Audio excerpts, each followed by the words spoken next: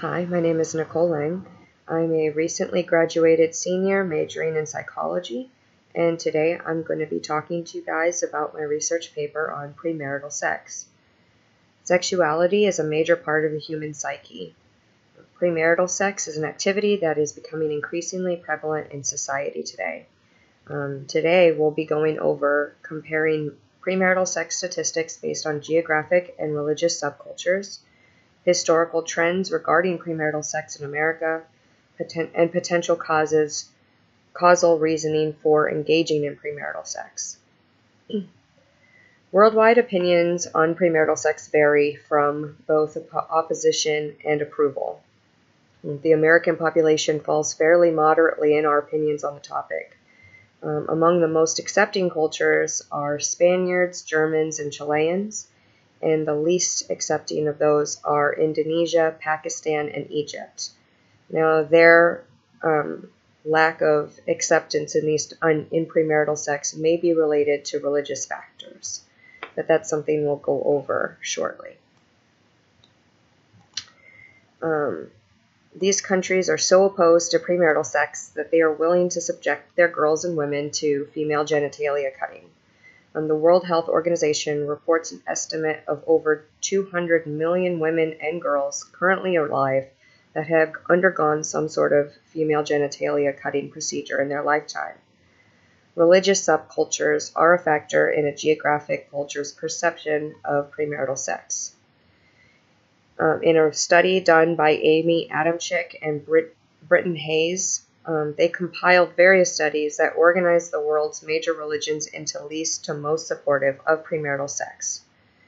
Muslims and Hindus were rated the least supportive of premarital sex, while Buddhists and Christians are generally more so accepting. The Jewish populations are generally the most accepting of premarital sex engagement. Various studies show the shift in attitudes regarding premarital sex in America. Over the last 50 years, not only have favorable opinions of premarital sex increased, but also have engagement in the activity. One study shows that from 2002 to 2011, favorable opinions of teens engaging in premarital sex has gone up by 4% in both women and men. Another shows that 75% of Americans are engaging in premarital sex by the time they are 20. These statistics show that most Americans not only are engaging in premarital sex, but are doing so as teenagers. I have various thoughts on why teenagers are the primary offenders engaging in premarital sex. The first is the abstinence-only sexual education that's offered in our public schools. The second is a teenager's still developing frontal cortex. And the third is exposure to sex and media content. Since 1982, the government has funded abstinence-only sexual education, and they have spent $175 million each year on this style of education. The Social Security Administration has various guidelines which they use to define what sexual or abstinence-only sexual education is. There are benefits to practicing abstinence.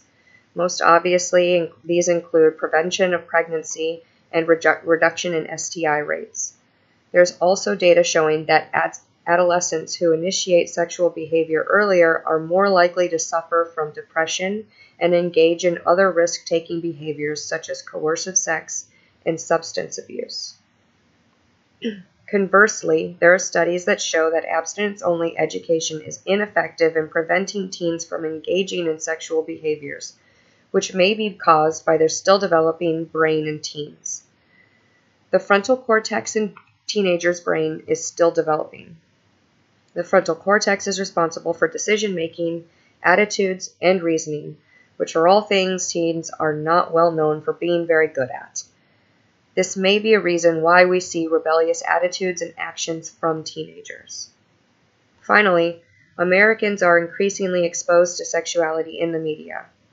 Teens, on average, spend 3 to 4 hours a day watching TV, and TV exposure to sexual interactions per hour has increased from 2.3 interactions in 1976 to 8.5 interactions in 1996, While it's not possible to prove that media exposure to sexual content increases engagement in sexual activities, there is a definite increase in both exposure and engagement.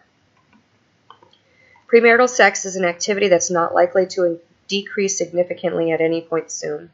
It's a topic that is viewed very differently dependent on where a person is in the world and even what religion they choose to follow. In America, however, statistically speaking, there's not been much of an increase in the last 50 years of people engaging in premarital sex.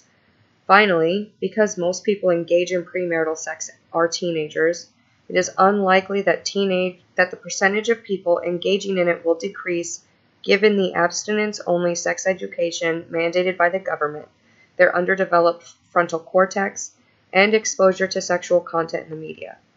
Evolutionarily speaking, human beings are sexual creatures by nature, and engaging in sex is necessary for the preservation of the human race. For many people, marriage is not the right choice, and that does not make premarital sex fundamentally wrong. Thank you for your time, thanks for listening, and have a great day.